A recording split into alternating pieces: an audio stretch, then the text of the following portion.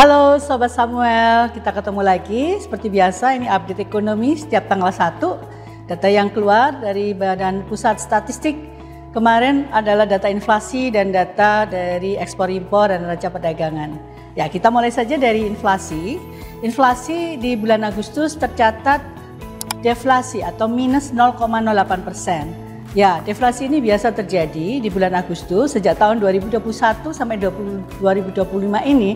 Deflasi tersebut berasal dari kelompok makanan, minuman, dan tembakau. Nah, secara tahunan tercatat inflasi masih sebesar 2,31% year on year, masih relatif kecil ya. Yuk kita lihat sumber deflasinya dari mana saja. Nah, sumber deflasi berasal dari kelompok makanan, khususnya dari komoditas tomat, cabai rawit, ya, dan juga ada diskon angkutan umum yang diberikan dalam rangka hari ulang tahun kemerdekaan Indonesia ke-80 tahun, seperti transportasi, dan juga ada penurunan dari harga BBM yang non subsidi seperti Pertamax dan Pertamax Turbo. Nah, itu adalah sumber deflasi yang cukup besar komponennya. Di sisi yang lain ada juga inflasinya, dari bahan makanan juga ada inflasi. Kita ketahui harga beras juga menunjukkan kenaikan, terus bawang merah juga menunjukkan kenaikan, cabai merah juga menunjukkan kenaikan, tapi kenaikannya itu terkompensasi dengan deflasi-deflasi yang tadi saya sebutkan, ya, yang berasal dari komoditas, baik itu dari tomat maupun dari cabai rawit. Dan ditambah juga beberapa komponen tadi ya, transportasi yang ada diskon dan BBM yang juga ada penurunan harga. Nah, sementara sumber inflasi kita ketahui berasal tadi dari perawatan diri dan jasa lainnya. Walaupun ada beberapa lainnya yang inflasi seperti ada pendidikan karena memang masih terbawa ada biaya pendidikan yang keluar khususnya untuk pendidikan tinggi dan juga untuk rekreasi, olahraga dan budaya. Nah, dengan angka inflasi yang seperti tadi disampaikan secara tahunan masih tercatat 2,31% year on year, dan secara year to date dari mulai bulan Januari hingga Agustus tahun 2025 itu masih tercatat sekitar 1,6%. Masih dalam range kisaran inflasi BI atau target inflasi BI di range yang paling rendah.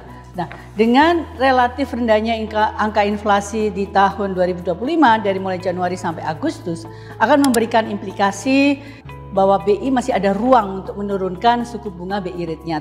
Hal-hal apa saja yang lain yang bisa mendorong potensi penurunan BI rate ini, yaitu yang kita lihat dari eksternal, khususnya dari The Fed, FOMC yang akan dilaksanakan di tanggal 16 sampai 17 September, kemungkinan ya juga diperkirakan turun dengan probabilitas sampai sekitar 90%, turun sebesar 25 basis poin sehingga menjadi 5%. Nah, itu juga menjadi sentimen positif untuk Bank Indonesia juga menurunkan BI rate-nya. Nah, Bank Indonesia akan melakukan rapat Dewan Gubernur pada tanggal 16 sampai 17 September mendatang. Nah, di sisi lain nilai tukar rupiah juga relatif stabil, kisarannya masih di kisaran 16.000 sampai 16.400, dan tentunya penurunan BI rate ini juga diharapkan akan menjadi pendorong untuk pertumbuhan ekonomi Indonesia di triwulan ketiga. Tambahannya lagi di sisi yang lain, tekanan global juga semakin menurun. Kita ketahui ini sudah mulai ada pembicaraan damai untuk antara Rusia dan Ukraina ya, yang akan mengakhiri perang, dan ini juga akan memberikan penurunan tekanan terhadap harga minyak dunia yang biasanya juga berkontribusi terhadap inflasi. Jadi beberapa hal tadi akan membuat besar kemungkinan probabilitas Bank Indonesia menurunkan BI rate-nya itu akan terjadi di rapat Dewan Gubernur di tanggal 16 sampai 17 September mendatang. Untuk ekspor juga masih menunjukkan kenaikan. Di bulan Juli tahun 2025, ekspor kita naik sebesar 9,86% year on year dibandingkan Juli tahun 2024. Ya, kenaikan tersebut terutama memang berasal dari ekspor non migas yang masih menunjukkan kenaikan 12,83% secara year on year, sedangkan ekspor migas mengalami penurunan sebesar 34,13% year on year. Nah, 3 komoditas utama yang memberikan kontribusi terbesar bagi ekspor Indonesia yaitu biji besi, batu bara, dan CPO, dan turunan dari CPO tersebut. Sementara secara kumulatif dari Januari hingga Juli tahun 2025, Total ekspor kita menunjukkan kenaikan sebesar 8,03% secara tahunan atau year on year. Dan dilihat dari tujuan ekspor Indonesia yang masih memberikan kontribusi ekspor terbesar adalah ekspor Indonesia ke Amerika Serikat, ke Tiongkok, dan ke India. Impor pada bulan Juli tercatat turun 5,86% secara year on year, dan penurunan ini terutama berasal dari impor barang konsumsi, impor bahan baku, impor bahan baku dan penolong. Sementara barang modal menunjukkan kenaikan. Impor barang modal tercatat naik 18,84% year on year.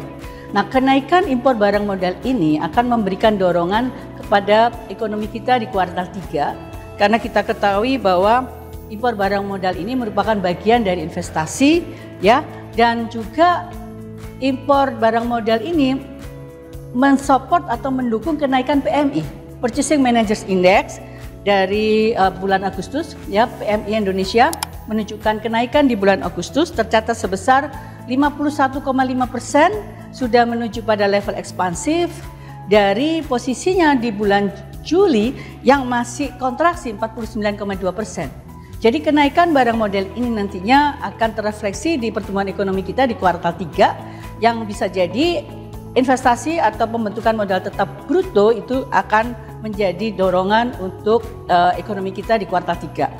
Nah, bagaimana secara total kinerja dari neraca perdagangan dari ekspor kemudian kita kurangi impor masih menciptakan surplus untuk neraca perdagangan, dan surplus ini sudah berlangsung selama 63 bulan secara berturut-turut.